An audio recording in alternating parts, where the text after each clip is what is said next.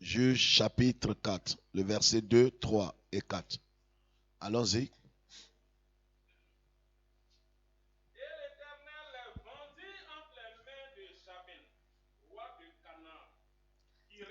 Donc, lis le verset 1 pour qu'on comprenne pourquoi il vend. Les enfants d'Israël firent encore ce qui déplaît à l'Éternel après qu'Éhud fut mort. Et l'Éternel les vendit entre les mains de Jabin, roi de Canaan, qui régnait à Hatzor. Oui. Le chef de son armée était Sisera et habitait à Aroshem Goïm. Les enfants d'Israël crièrent à l'Éternel. Il fit quoi? Crièrent à l'Éternel. Les enfants d'Israël crièrent à l'Éternel. Je sais pourquoi je répète ça. J'ai dit les enfants d'Israël. Crièrent à l'Éternel. Les enfants d'Israël ont fait quoi? On criait à l'Éternel. Continue. Car Jabin avait 900 chars de fer. Il avait combien? 900 chars de fer. Il avait combien de chars? 900. Et puis quoi? Et il opprimait avec violence les enfants d'Israël depuis 20 ans. Merci beaucoup. On reste debout. Le chapitre 5, le verset 12 et 13. Réveille-toi. Réveille-toi, Déborah. Réveille-toi. Réveille-toi. Dis un cantique. Lève-toi, Barak, et emmène les captifs fils d'Abinoam. Alors, un reste du peuple triompha des puissants. L'Éternel me donna la victoire sur les héros. Amen. Reprends cette parole. Alors, un reste du peuple triompha des puissants. C'est tout le peuple? Non. C'est tout le peuple? Non. C'est une question que je pose. Est-ce que c'est tout le peuple? Non. Alors, l'Éternel me donna la victoire sur les héros. Amen. Veuillez vous asseoir.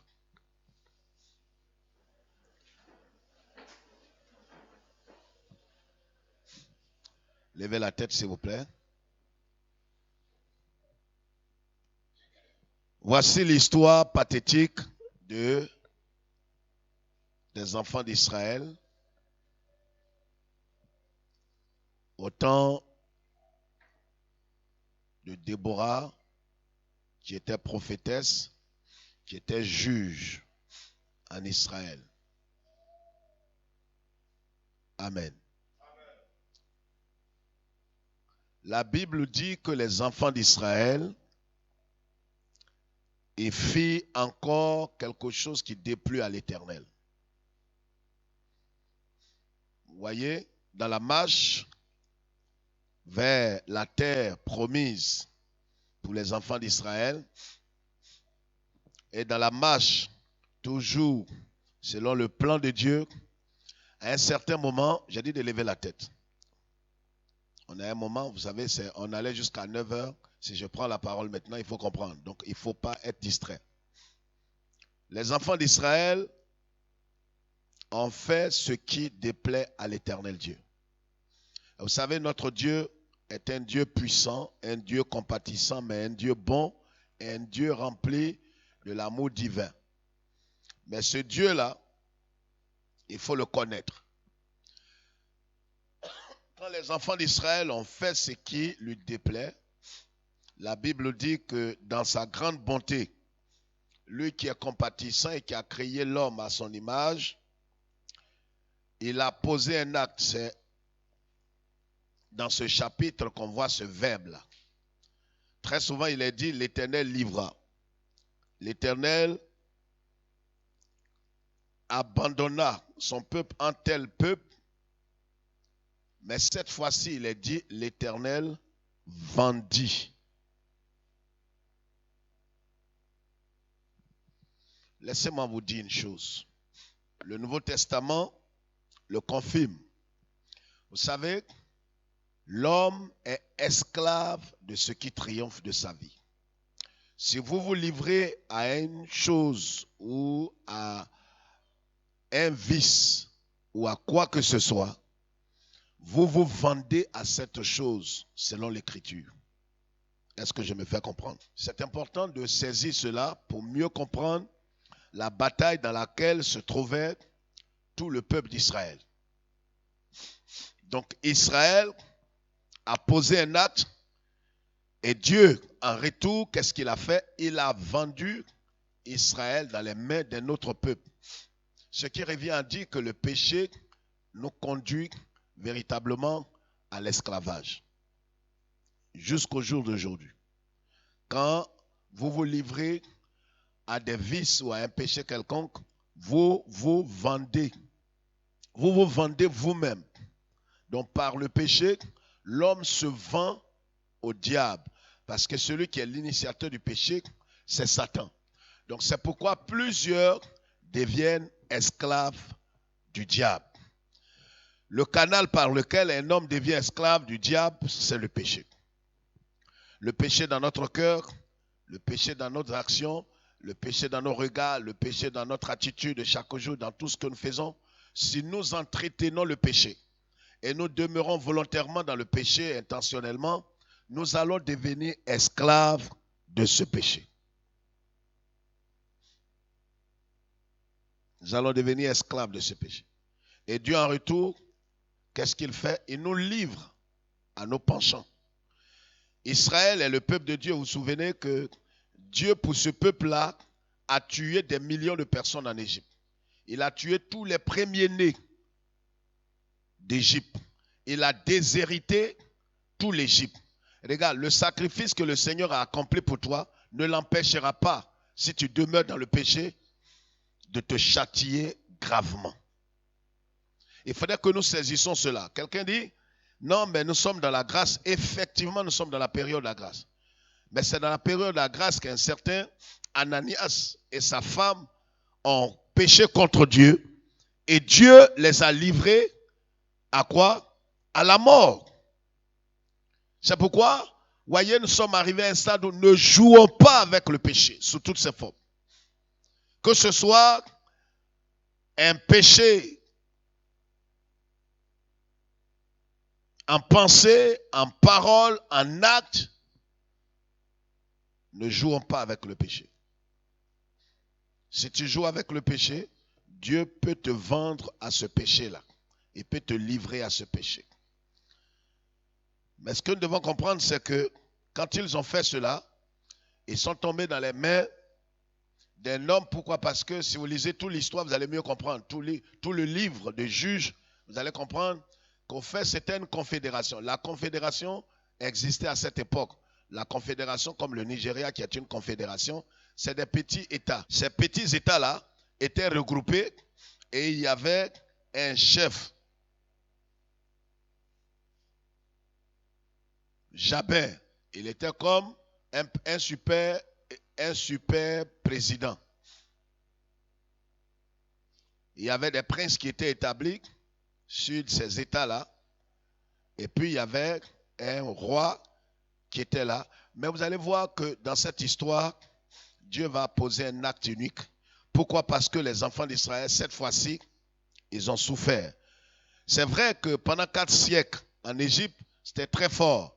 Mais pendant 20 ans, vous savez, il y a des souffrances et puis il y a des souffrances. C'est comme des maladies.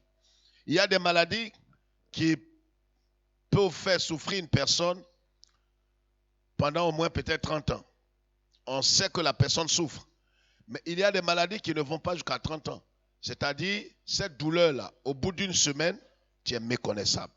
Je ne sais pas si quelqu'un comprend ce que je dis. Il y a des souffrances comme ça. Les enfants d'Israël ici, ils souffraient depuis 20 ans. Et 20 ans, pourquoi? Parce que ce monsieur-là, Jabin-là, il avait 900 chars de fer.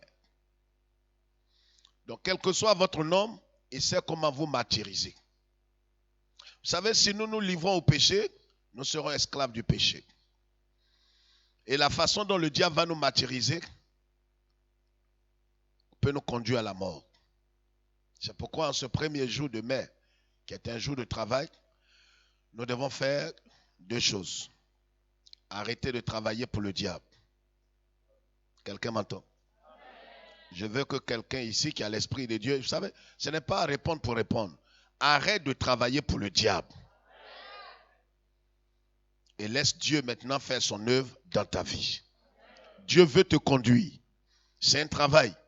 Mais avant que Dieu ne te conduise, toi, arrête. Vous savez, on ne peut pas vous embaucher légalement dans 2 entreprises. Et vous ne pouvez pas aussi être dans 2 foyers à la fois. Vous ne pouvez pas aussi servir 2 maîtres à la fois. Jésus dit, tu ne peux servir 2 maîtres à la fois. Tu aimeras un, tu haïras l'autre. Donc légalement, il y a certaines choses qu'on ne peut faire. Il y a des pays où si vous voulez avoir leur nationalité, vous devez renoncer à votre nationalité d'avant. C'est pareil pour le Seigneur. On ne peut pas continuer de travailler pour le diable si nous tenons à ce que Dieu œuvre dans notre vie. Donc ça aussi c'est important. On peut continuer de travailler, le travail physique que nous faisons, le travail manuel, le travail qui nous procure de l'argent, de la paix, on peut le faire. Mais le travail spirituellement parlant, pour le diable, pour la chair, si tu continues de le faire, non seulement le diable va te rendre esclave, il va commencer à détruire ta vie. Et même cela peut avoir un impact sur ton travail physique. Au point où ce que tu fais, qui doit te procurer quelque chose, tu ne verras pas le fruit de ton travail. Donc il y a un travail qu'il faut arrêter pour que le travail de Dieu dans ta vie puisse prospérer. Il dit puisse prospérer. En ce premier jour-là, il faut renoncer à un certain travail et laisser Dieu œuvrer dans ta vie. La Bible dit que les enfants d'Israël, qu'est-ce qu'ils ont fait? Ils savent ça. Et à chaque fois que vous lisez où Dieu a opéré un miracle, c'est que les enfants d'Israël ont fait quoi? Quand ils ont vu après, pendant 20 ans de souffrance avec 900 chats de fer, ils ont fait quelque chose. Ils ne se sont pas assis pour dire, Dieu, tu sais comment toi-même tu as payé le prix pour nous délivrer. Tu sais comment tu as tué des millions de personnes pour nous délivrer. Vous savez, voici l'attitude de plusieurs. Il dit, non, Dieu sait. Et sait dans quelle situation il me trouve. Il connaît la douleur dans laquelle je me trouve. Dieu sait aujourd'hui ce que je suis en train de vivre. Dieu sait. Mais si tu ne cries pas vers Dieu, Dieu ne verra pas si véritablement tu veux être délivré. Il dit, invoque-moi au jour de la détresse. Il sait que tu es dans une détresse. Mais si tu ne l'invoques pas avec un cœur sincère, mais il ne te délivrera pas.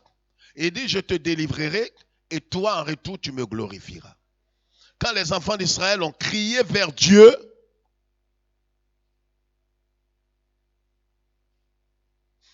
Dieu a suscité une femme du nom de Déborah. Elle était mariée, Lapidote.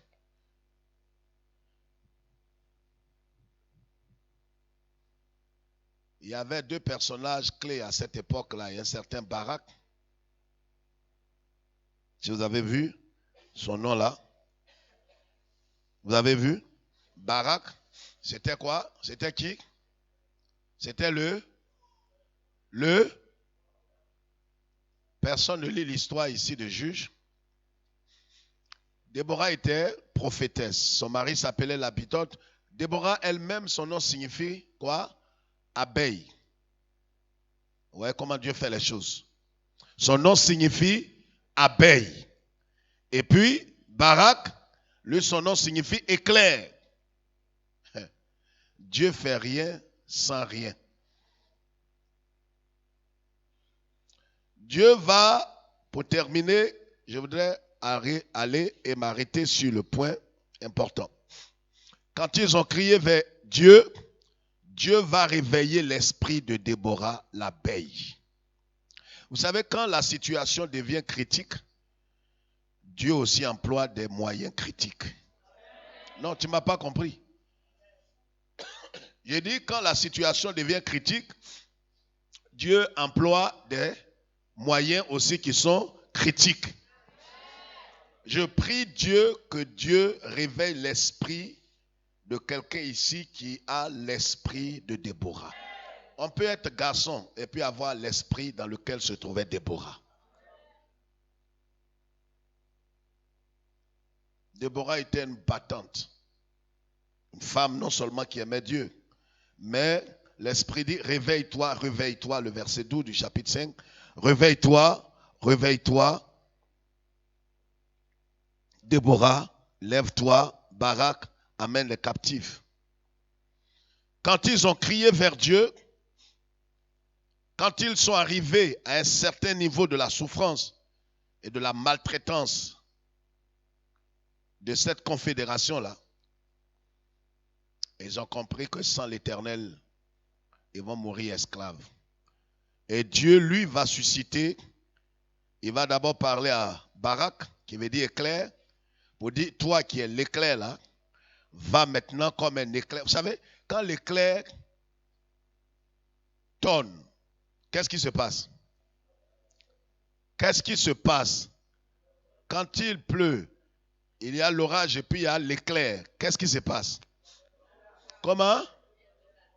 Je ne sais même pas. Comment? Il y a des gens qui aiment parler toujours en dessous. Ils ne sont pas... Comment?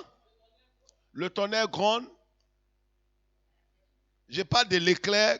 Oui. Quand oui. L'éclair annonce l'arrivée de la pluie. Et quel type de pluie? Quoi? L'orage. Une pluie forte et battante qui va balayer des choses. Une pluie diluvienne. Il y a des pluies qui commencent comme ça, il n'y a pas d'éclair. Mais quand il y a l'éclair, chacun attrape d'abord sa tête. Chacun cherche à rentrer chez lui d'abord parce que la pluie qui arrive là sera horrible. Regardez ce que Dieu va faire. Et c'est ça la révélation. Dieu peut susciter un éclair. Toi, tes yeux peuvent être sur un éclair. Quelqu'un de foudroyant, quelqu'un de puissant, quelqu'un qui peut te sauver. Mais vous savez, la délivrance ne vient pas toujours par l'éclair. Quelqu'un ne m'a pas compris. Mais qu'il te soit fait selon ta foi. J'ai dit, la délivrance ne vient pas toujours par des canaux qui sont l'éclair. Vous savez, ce n'est pas le puissant qui sera le canal.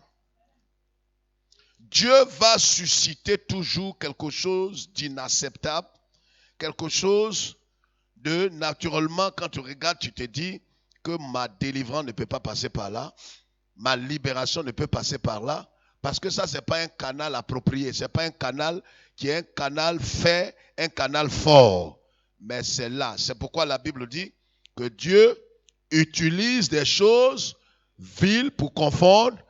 Il a suscité l'éclair. Barak s'appelle l'éclair. C'est pourquoi, regarde, ce matin, n'aie pas tes yeux sur un éclair.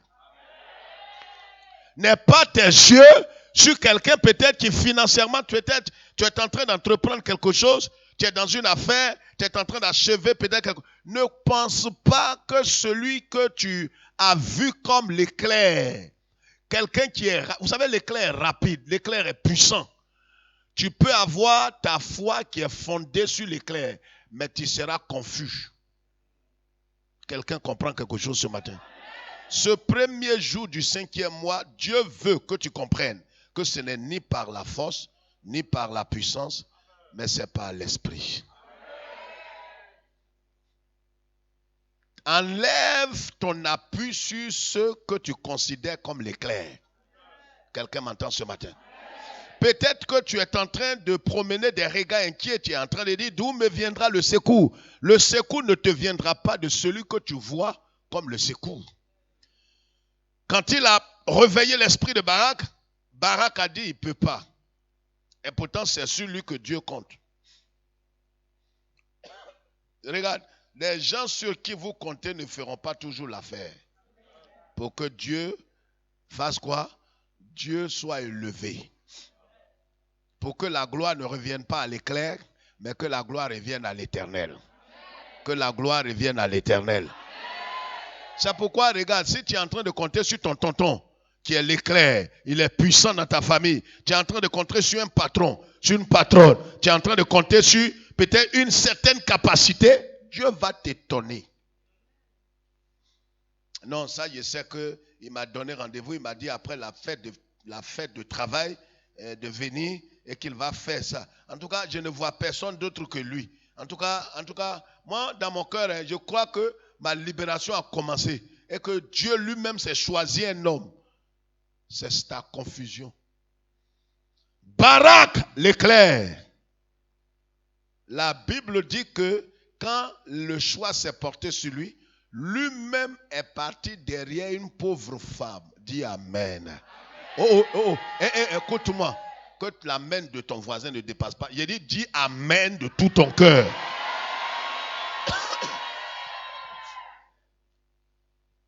Vous savez, souvent dans notre intelligence, nous voulons compter sur les clercs. On veut compter sur les puissants. On veut compter sur ceux qui règnent. Ceux qui ont de l'audience. Ceux qui ont une puissance, une capacité.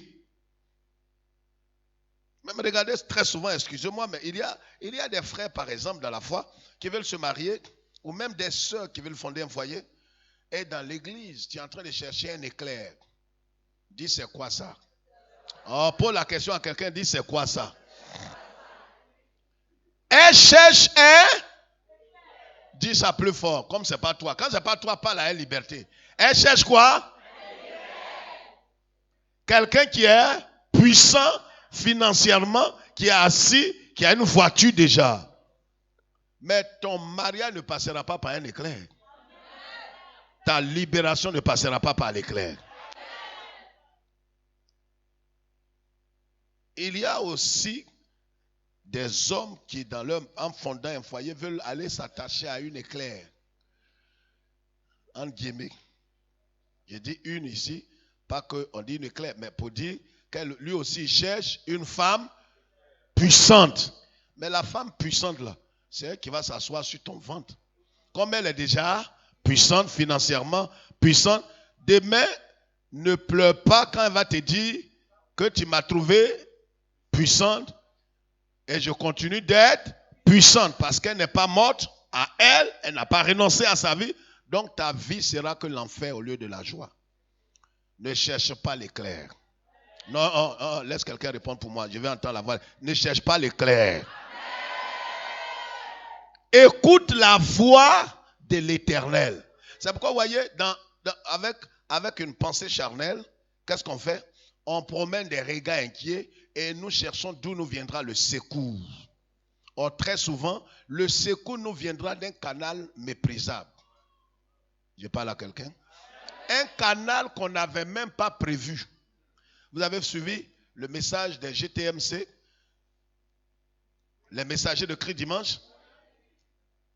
Le frère qui était malade, il ne pouvait pas imaginer que son secours allait venir de quelqu'un qui méprisait. Il s'est dit que son ami allait certainement donner de l'argent pour ses soins. Mais il ne savait pas que Dieu, dans sa grande bonté, peut susciter quelqu'un qui n'a pas véritablement fait quoi? Qui n'avait pas prévu. C'est le plan de Dieu. Pour que la gloire ne revienne pas à un homme. Parce que l'homme sur qui tu comptes se glorifiera que c'est par lui que ta délivrance, ton élévation, ton positionnement et toutes ces choses ont été faites. Mais Dieu veut que la gloire revienne à lui seul. Et c'est pourquoi il a réveillé l'esprit de Déborah qui veut dire abeille. Vous savez, entre l'éclair et puis l'abeille, on ne compare pas, en français on dit on ne compare pas ce qui n'est pas comparable. L'éclair même peut faire fuir l'abeille. Mais c'est l'abeille qui est la solution et le canal dans la situation. L'abeille produit quoi? L'abeille produit quoi? En même temps que l'abeille produit le miel, l'abeille fait quoi aussi? Elle ne joue pas à ça. Toi, tu peux avoir un canon, tu as un fusil d'assaut, quoi et quoi. L'abeille peut faire quoi? Quoi? Peut contourner tous ces canons-là, aller, une petite piqûre, jeune piqûre sur ta joue ou sur ton œil s'enfle, le combat s'arrête. Je parle à quelqu'un? Je crois que ce 1er mai, Dieu, ma prière est que Dieu t'accorde l'esprit qui était sur Déborah comme ta portion.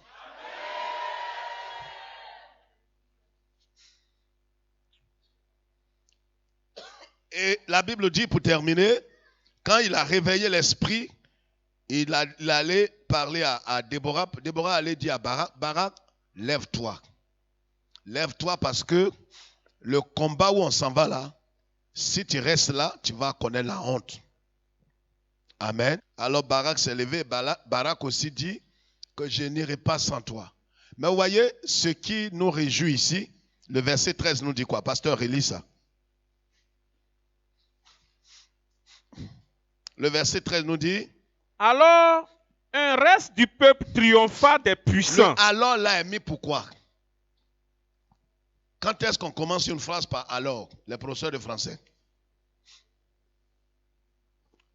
C'est français, ça c'est... Oui, comment on commence par alors? Conséquent de ce qui précède. Un peu plus simple pour ceux qui allaient sous les manguiers au lieu d'aller à l'école. Le quoi? Un peu plus terre à terre pour les élèves de ce deuxième 1, oui. Ce qui a...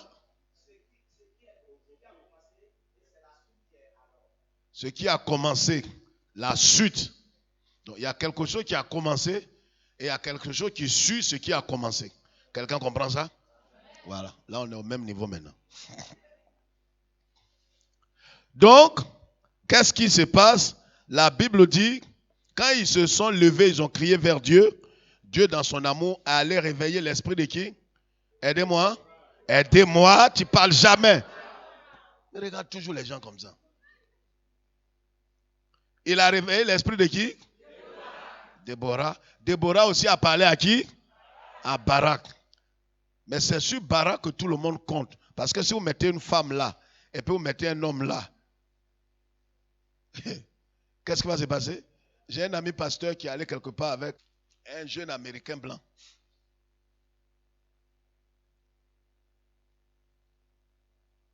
Tous ceux qui venaient, ils venaient saluer le jeune Américain là.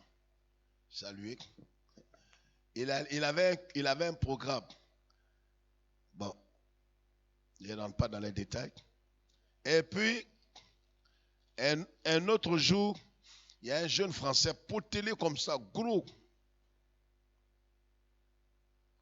Il est venu voir mon ami là. Il avait un problème en France. Et puis, il est venu, il a payé son billet d'avion pour venir ici, pour qu'on puisse l'entretenir, l'amener véritablement. Et pour qu'il puisse se donner au Seigneur et on puisse le libérer de tous ces liens-là. Les chrétiens ne savaient pas. Il n'est pas venu un jour de culte. Et le dimanche, le pasteur l'a fait venir à l'église. Il était assis là. Tous ceux qui venaient, ils trouvaient le pasteur, hein, et puis ils trouvaient le jeune blanc, là, français. Là. Il est gros, mais il n'est pas âgé. Gros comme ça. Il n'a même pas encore 22 ans. Mais le gros, les gens qui venaient là. Et le pasteur les présentait, voici le frère, notre frère qui devrait venir de Paris là. Et tous les chrétiens vont le saluer. Bonjour mon frère. Pardon, après le culte, tu vas prier pour moi. Telle soeur vient. Vraiment mon frère, bonne arrivée. Après le culte, pardon, fais une petite prière pour moi. Regardez devant, je suis sur la chair. Le jeune là, c'est un PD. Donc mon frère m'a appelé pour dire, ah, frère, viens, on va entretenir le jeune là. Comme toi, tu connais bien ces gens-là. On va prier pour lui. C'est un PD. Il est venu pour accepter Jésus et on va faire sa délivrance. Mais toute l'église, je ne sais pas si ça dit quelque chose à quelqu'un. Vous voyez comment l'homme est influencé. L'homme est avec le complexe. Dès que, vous voyez, l'homme est... Et c'est pourquoi on a des problèmes. On ne marche pas par l'esprit. On marche dans la chair. Et on a des ennuis. Et c'est comment, voici comment certaines sœurs honnêtes ont fondé un foyer, mais sur le faux. Le jeune qui est là. Donc le pasteur, mon frère, là, a commencé à rire. Parce que les chrétiens ne savent même pas à qui ils s'adressent. À la fin, il a dit au pasteur, mais pasteur, les frères là veulent que je fasse une prière. Est-ce que moi-même, je ne suis pas libre? Je suis venu pour ma délivrance. Et chacun me prend de côté. Tu vas faire une prière, tu vas faire... Mais ils ne savent pas. Ils sont complexés. Quand ils voient blanc, ils croient que blanc est neveu de Jésus. Ils ne savent pas que blanc qui est là, il est neveu du diable. Regarde, tous avaient les regards sur Barak. Quand Dieu a réveillé l'esprit de Déborah. C'est pourquoi, regarde, comme nous l'avons compris, ne méprise pas le canal que Dieu peut utiliser. Ne méprise pas un canal. Dieu peut se servir de quelqu'un dans ta vie qui n'était même pas dans ton programme. Quelqu'un m'entend? Et quand Déborah, qui veut dire abeille, et quand elle a accepté la mission, et puis Barak qui avait reçu la mission, mais il avait peur. Il n'est pas parti, il allait parler à Déborah, et c'est Déborah même que Dieu voulait utiliser. Quand ils sont partis, la Bible dit, le verset 13, alors un reste du peuple triompha des puissants. Je voulais dire quelque chose sur ce point et nous allons prier. Vous savez, Dieu est amour et compatissant. Mais Dieu traite avec tous ceux qui ont l'esprit illuminé. C'est un reste du peuple. Et pourquoi pas tout le peuple? Dieu aime tout le peuple. Mais c'est le reste du peuple qui s'est levé, qui s'est disposé. C'est ce reste-là qui a triomphé. Tout le monde ne triomphera pas si tout le monde n'accepte pas de se lever. Ne crois pas que comme Dieu nous aime et que nous formons un seul peuple et que Dieu nous aime d'un amour éternel, alors tout le monde va triompher. La Bible dit que ces hommes-là, ce reste du peuple-là, s'est disposé spirituellement. Et c'est pourquoi ce reste-là a eu la victoire sur quoi? A triomphé des puissants. Alléluia. La Bible dit qu'ils ont triomphé. La Bible pouvait dire tout simplement ils ont triomphé. Mais vous voyez, on a lu exprès le chapitre 4 pour que vous voyez, ce Jabin, il avait combien de chars? 900 chars. Les Israélites que vous voyez n'avaient aucun morceau de fer. Je veux dire à quelqu'un ce matin, en ce jour de travail, que peut-être tu seras face à certaines situations. Humainement parlant, quand tu regardes dans ta main, tu n'as pas les moyens. Mais c'est dans cette main que Dieu va te faire triompher. Et ils avaient 900 chars de fer. Israël n'avait même pas un bâton, n'avait même pas un morceau de bois. Mais ce qu'ils avaient, ils avaient l'Éternel avec eux. Oh, oh. Ils avaient Dieu de leur... Je veux te dire ce matin, arrête de pleurer pour cette situation. Toi, tu n'as pas de char. Tu n'as pas de tonton qui est au palais. Mais toi, tu as l'Éternel avec toi. Tu as Jésus avec toi. Tu as l'Esprit avec toi. Et c'est pourquoi avec Dieu, vous ferez des exploits. Certains peuvent étaler leur fortune, leur richesse, leur connaissance, leur réseau et leur carnet d'adresse. Ah, moi je connais quelqu'un aux États-Unis, je connais quelqu'un tant. Quand ils citent toutes ces choses-là, toi tu ne sais où mettre la tête. Ben, toi, tous ceux que tu connais sont au village, à Issia, à Bodo-Dué, à Tan, à Gonifla, au tout. Lui te dit, bon ben moi j'ai quelqu'un à Atlanta, et j'ai aussi quelqu'un à Paris, et j'ai quelqu'un aussi à Toronto. Tu connais Toronto? Il dit non, je ne sais même pas. Toronto c'est où? J'ai quelqu'un à Toronto. Et actuellement, là où je parle, je sais que d'ici le mois de juin, on m'apportera au moins 15 millions. Autour. Toi, ton nom qui est à Sapia, ou qui est quelque part à Dipa, il est en train de voir que c'est après la vente du cacao qu'ici, prêt à Dieu, il va t'amener au moins 15 000. Si on vend le cacao, 15 000. Quand ton frère qui en va pas de 15 millions. Donc quand tu rencontres de telles personnes, quand tu sors de sa présence, tu es aigri. Je veux que tu comprennes que l'Éternel t'abaisse pour que la gloire lui revienne. Dieu suscite Déborah. Tout Israël, depuis qu'Israël est Israël, jamais Dieu n'a utilisé une femme pour délivrer Israël. Mais regarde, quand Dieu veut t'abaisser et t'inculquer le caractère d'humilité, le caractère de Christ, regarde, les instruments que Dieu va utiliser pour ta délivrance vont te marquer à jamais.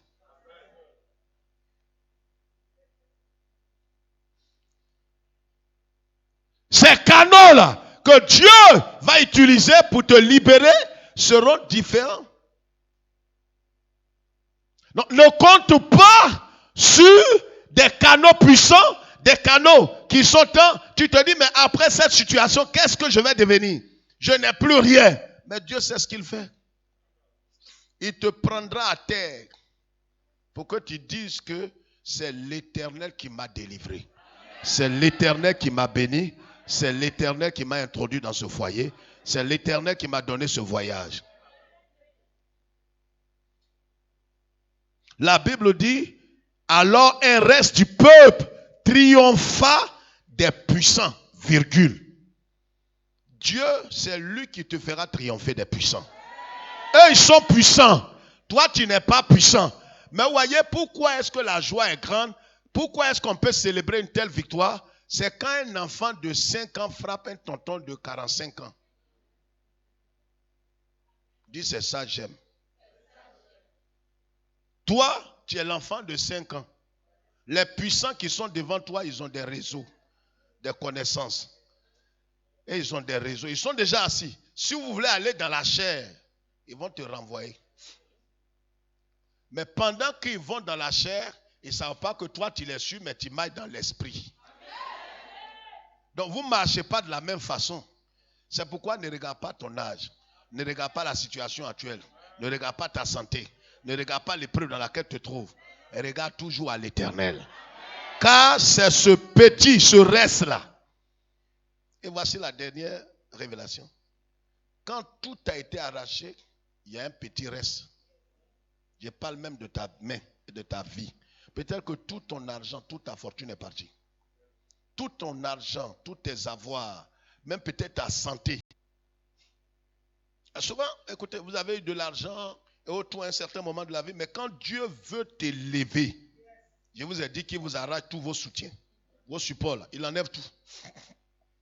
Dieu enlève tout. Donc là où tu es, c'est-à-dire à la confrontation, tu aurais souhaité que ce ne soit pas quoi?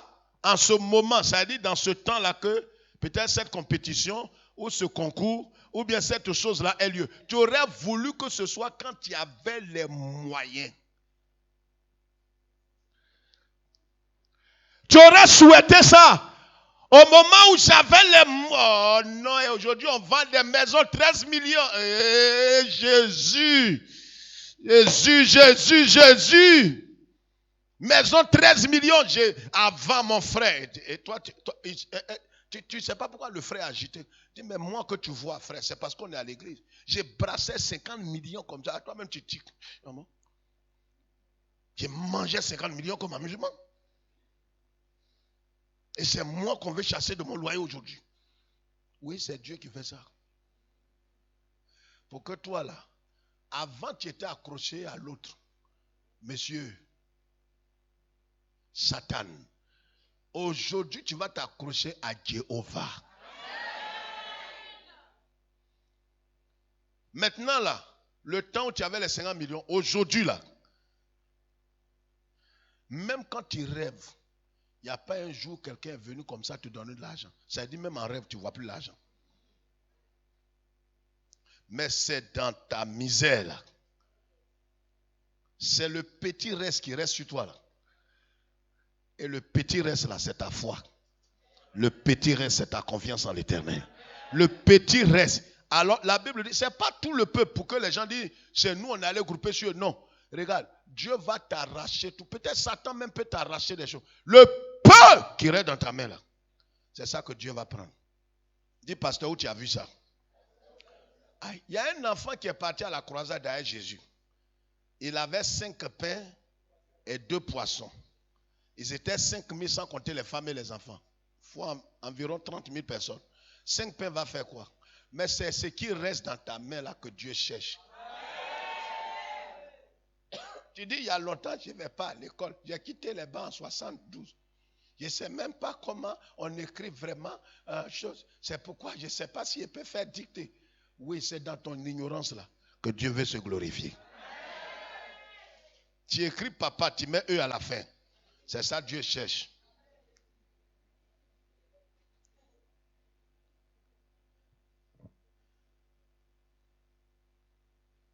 Elle dit là où tu es, tu casses grave. On dit, ma papa était venu. On dit pas ma papa. Mais après ma papa là, quand la prière va commencer, l'onction qui va sortir, on dit, aïe, C'est la tante qui a dit, la papa là qui est là. Oui, Dieu, il est un Dieu d'équilibre. Tu ne comprends pas français, mais il y a un côté où tu es fort. Je parle à quelqu'un. Tu ne seras pas fort dans tout. Il y a un côté où quand on rentre dedans, tu es humilié. Il y a un côté où Dieu aussi t'élève.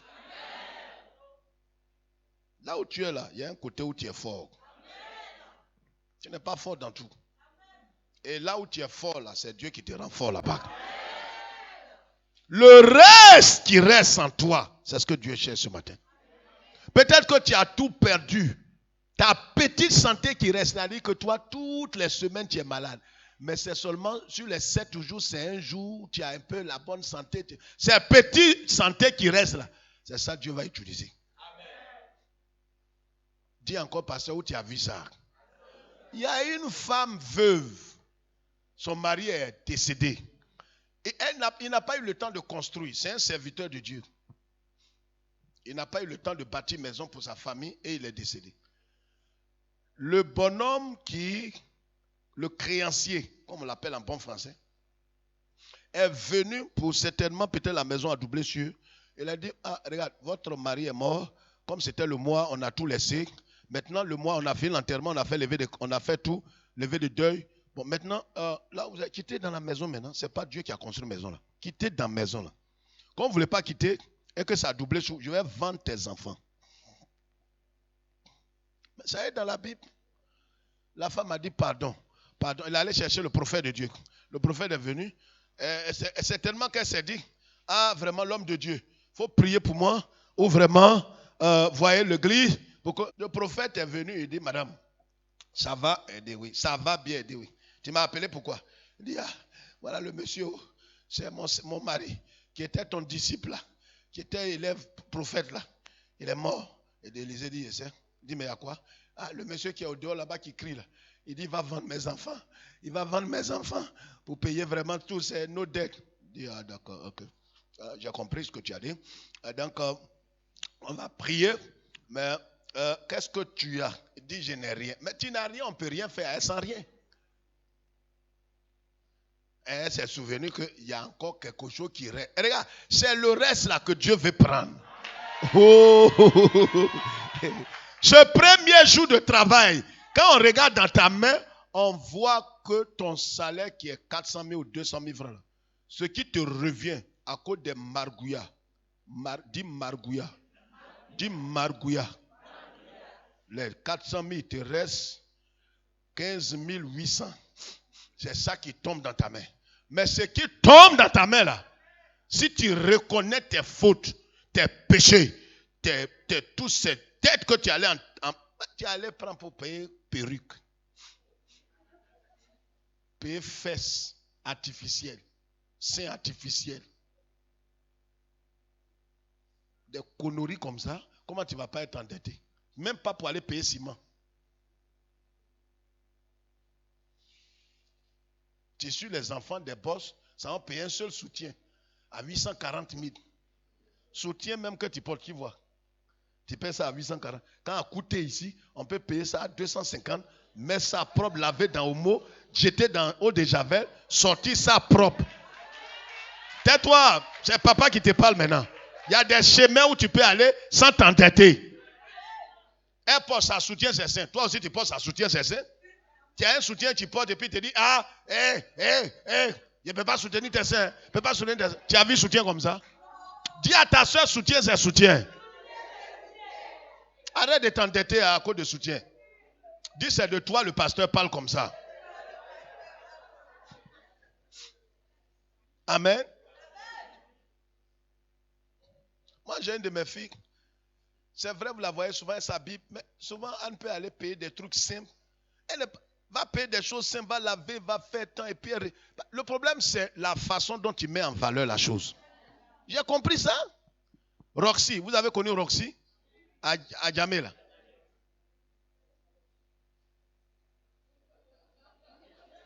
Tu crois que c'est aujourd'hui on est là? Roxy, là. Les gens, l'époque, les années 80, ah, mais l'homme de Dieu, on était jeunes comme ça. Là-bas, on vendait des polos, les Lacoste. vert, jaune, bleu, noir. Je paye tout. Et vous savez combien on paye? Dis Dieu te fortifie. Ça ne dépasse pas 300. Mais à cette époque-là aussi, si tu as 1000 francs, c'est que ton papa est riche. On va à 1000 francs, ouais, 1000 francs, ça fait 3 Lacoste déjà. Tu vas à 2000, tu payes beaucoup. On vient, on paie au mot, on jette tout dedans. Tu as un seul pantalon noir. Personne dans l'église ne peut savoir que tu n'as rien. Tu échanges les Lacoste là avec le pantalon. Laisse ça. Je peux te donner cours d'économie. Ce qui reste avec toi là, Dieu va se saisir de ça. C'est-à-dire, regarde ici, le diable t'a fini. Il a fini avec ton argent. Il a fini avec ta santé. Il a fini avec tout ce qui est sur toi. Tu es venu à Jésus et te reste quoi? Petit quelque chose.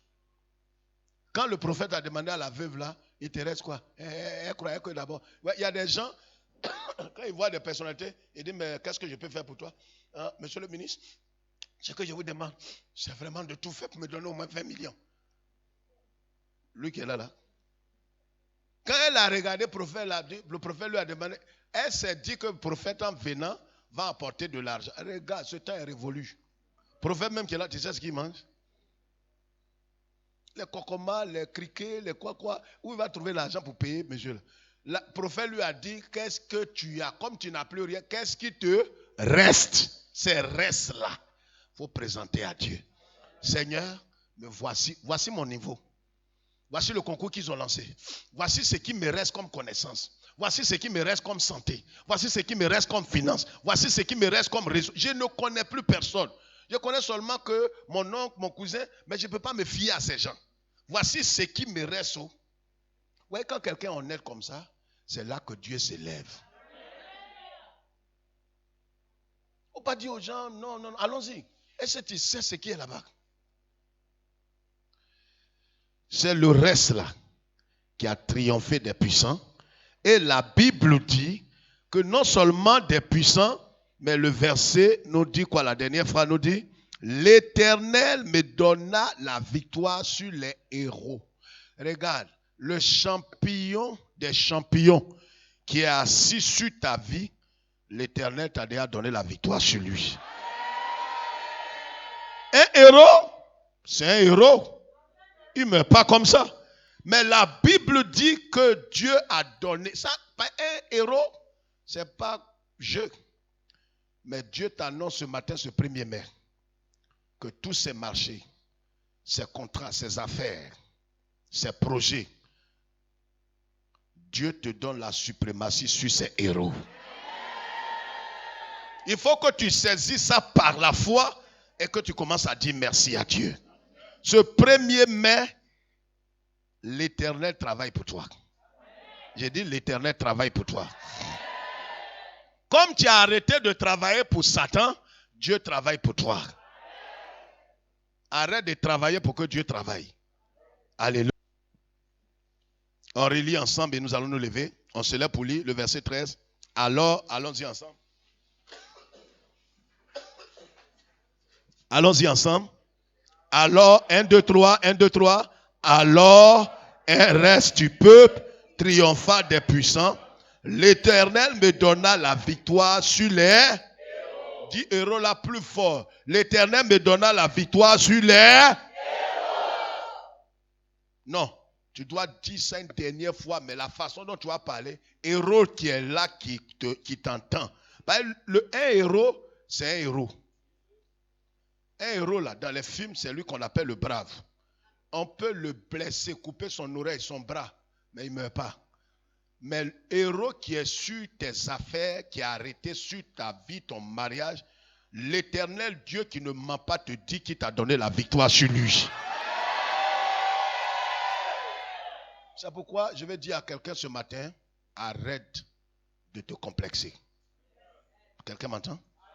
Je n'ai pas dit d'avoir un complexe de supériorité. J'ai dit arrête de rentrer dans le complexe d'infériorité. Ne te comporte pas comme un malheureux, un misérable. Vous savez, il y a des gens qui se comportent. Ils pensent que c'est en faisant ça qu'ils vont avoir la compassion des gens. Ou les gens vont avoir compassion d'eux. Non, tu te ridiculises. S'humilier et puis s'apitoyer, ce n'est pas la même chose. Papa marchait comme quelqu'un qui a un œuf dans son ventre. On dit qu'est-ce qu'il y a? Nous autres, on n'est rien, mais tu ne seras plus rien sur cette terre.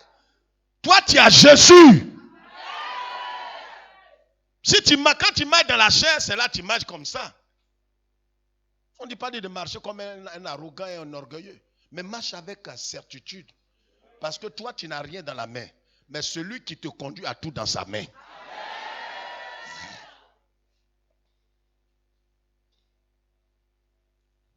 C'est les expériences de ma vie, de la vie là, qui m'ont amené là. Un jour, je suis allé à Sokosé. Je viens petit.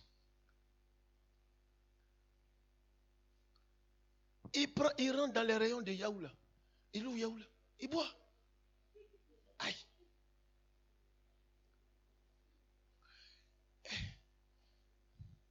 Yaou dont je parle là. Je ne parle pas de Yaou de choses là. Hein. Yoplait. Connaissez les pots de Yaou? Hein? Maintenant, quand Dieu fait sa tête comme ça. C'est ça que c'est Yaou comme ça là, je parle. Petit là, quand tu le regardes, son teint, sa chaussure, il boit, il l'ouvre, il boit. Les biscuits. Quand toi-même tu vas avec ton fils, tu attrapes sa main. Faut pas, il va soulever un biscuit là-bas. Et puis, tu vas déposer ta carte pour venir à la maison, venir chercher l'argent. Petit là a pris les biscuits là. Le problème est que l'âge qu'il a là, je ne vois personne derrière lui. Donc moi-même, comme je suis père de famille, j'étais un peu inquiet. Petit là n'est pas. Petit là n'est pas. Quoi? Il n'est pas. Non, il n'est pas inquiet. Moi, je m'inquiète. Mais vous voyez les enfants, ils sautent comme ça, il prend Yaoula, il l'ouvre, il boit. Il allait prendre biscuit. Il allait prendre des choses. Donc, exprès, vous voyez les rayons des choses là. Je tournais là un peu, pour voir un peu comment le film là. Donc, je fais comme si j'allais, je regarde un peu les prix là. Oh, tout mon œil là, je suis petit là. Pour voir vraiment. Frère, petit là, ramasse les choses comme ça. Elle dit les fromages que nous on vend en chair, vache qui rit. Lui, il cherche canard qui rit. Vous savez tout que quand on va dans les rayons là, nous on cherche tout ce qui est. Petit là, je ne sais pas quel esprit qui est sur lui. Dit pasteur, ce n'est pas esprit. Et prend ce qui est cher.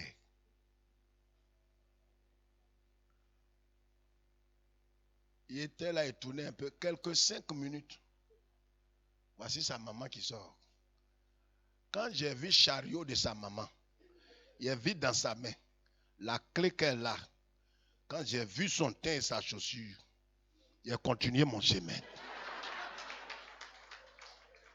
Il y a des choses qui te parlent tout seul, sans la voix. Il y a des événements où Dieu te parle sans la voix. Ce matin, sache que ton partage et ce qui est ta portion, c'est que toi-même, tu es comme cet enfant. Tu as dévancé qui? Ton fakir, ton vieux, ton papa là. Lui, il est derrière. Toi, tu es dans les rayons. Tu es en train de manger. Oh!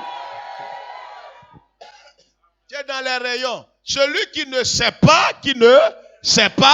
il va te mépriser. Il ne sait pas que ton vieux est là dans le supermarché, mais il n'est pas encore visible. Regarde, je veux que tu saches que le Seigneur est avec toi. Je ne veux pas que tu aies un sentiment qui ment. Non, je suis dans une position et puis il te dit ça. Dans la douleur, il faut que tu saches que le Seigneur est avec toi. Oh, on peut voir beaucoup de choses, mais toi, tu es certain d'une chose. La Bible dit que Moïse, quand Pharaon lui disait à chaque fois, quitte là, dans Hébreux 11, verset 27, la Bible dit que Moïse était arrêté là. Pharaon le regarde. Pharaon dit, regarde, je vais te blesser. Moïse n'était pas impressionné. Et c'est après qu'on a compris que Moïse, quand il était là, il regardait Pharaon. Au fait, ce n'est pas Pharaon il regardait. Il voyait l'invisible. Donc quand il est là comme ça, on croyait que c'est pourquoi quand Pharaon parle, ça ne l'effraie pas. Or, il voyait le Dieu invisible. C'est-à-dire, ses yeux étaient focalisés sur quelqu'un qui est plus puissant que Pharaon. Regarde, quand tes yeux sont posés sur le Seigneur, et de façon vraie, pas comme dans l'émotion, non, tu sais en qui tu as cru. Le problème peut t'environner comme tourbillon, mais tu sais que ce problème prendra fin. Qu'est-ce qui se passe dans ta vie, dans ta maison, dans tes affaires? Dieu, il va rentrer en scène. Le peu qui t'est resté là, présente-lui. N'aie pas honte. À l'école, on a fait ça, avec nos camarades. Vous avez connu ce qu'on appelle à nous deux là, à l'école primaire? Hein? À nous deux là. Souvent, toi-même qui es là, 6e. En 6e, on mettait à nous deux. À nous deux que vous mettez là. Ton camarade, et puis tu ne mets pas à nous deux à n'importe qui. Mais à nous deux à celui qui peut t'aider. Tu mets à nous deux à quelqu'un qui est plus pauvre que toi. Tu vois, tu vas souffrir. À nous deux, on met à des amis. Il est mis à nous deux avec un ami, un petit douleur. Il dit, on fait à nous deux. Oh, il m'appelle Jésus. Il dit, Jésus, toi, non, il m'appelle Jésus. On a mis à nous deux 10 heures. Ce jour-là, vous savez, à cette époque-là, pain avec petit pois et puis poudre de poisson dedans avec viande, rognon. Ça, c'était fort. Un nyamakou. On est en jeûne, il ne faut pas avaler ton crachat. Le monsieur, la moitié, il a mis ça. Il s'est assis quelque part, il a payé nyamakou. Il est en train de savourer. Je suis venu, je lui ai dit à nous deux. Il me dit, Jésus, tu es maudit. Je ne peux pas oublier ça. Il a dit, oui, c'est vrai, je suis maudit, mais on va couper. Les petits douleurs, leur mot, c'est tu es maudit. Il dit, c'est vrai, je suis maudit, mais on coupe aujourd'hui. Je pouvais ne pas couper. Le problème est que moi-même, je n'avais rien. Je ne peux pas dire non, bon appétit. Quand on dit bon appétit, c'est quand tu es rassasié. Il dit on coupe. Il est coupé là, il me maudit seul. Il a dit mon frère, tu me maudis là, ça matin nous. Mangeons. Frère, toi et Jésus, vous avez mis en nous deux. Toi, tu as quoi? Tu n'as rien. C'est ça, toi, depuis tu bouffes le Seigneur. Le ciel, même les uns, ils sont là-bas, ils disent, regarde, ta fille, Dieu là, il y a quoi dans sa main? Il dit, mais elle n'a rien. Mais regarde tout ce que tu lui as donné, on dirait 10 milliards. Il dit, ah, mais je suis mort pour elle. On a fait à nous deux. C'est pourquoi quand je chante ma vie entre ses mains là, mais c'est que sa vie est aussi dans mon corps ici. Que Dieu nous bénisse. Que Dieu nous bénisse. Amen. Que Dieu nous bénisse. Lève tes deux mains et dis Seigneur. Dis avec moi Seigneur. Dis le plus fort Seigneur. Ce matin, je viens vers toi pour te demander pardon. Il m'est arrivé de douter de ta puissance, de ta bonté. J'ai péché contre toi. J'ai été livré au péché. Ce matin, je te demande pardon. J'arrête de travailler pour le diable. J'arrête de travailler pour la chair. Afin que toi, tu œuvres au travers de moi. Ce matin, tu m'as déclaré par ta parole infaillible que tu m'as donné la victoire. Je dis la victoire sur les héros. Tu m'as donné la victoire sur les puissants. Et ce matin, je pars, je rentre chez moi avec la joie, la paix, la certitude que l'Éternel m'a fait triompher. Je ne regarde plus dans la chair, je regarde dans l'esprit. Je ne vis plus par les sentiments. Je vis par l'esprit et je marche par la foi. Je crois que tout est accompli. Ce 1er mai, entre tes mains, je remets ma vie. Le reste, le peu qui me reste, ma santé, ma vie, mes avoirs, ma famille, ce peu entre tes mains, je remets. Parce que toi, tu es capable de relever, de faire renaître, de multiplier ce que je te confie. Laisse-moi aller dans ta paix. Au nom du Père, du Fils et du Saint-Esprit. Pousse un grand cri de joie pour attester.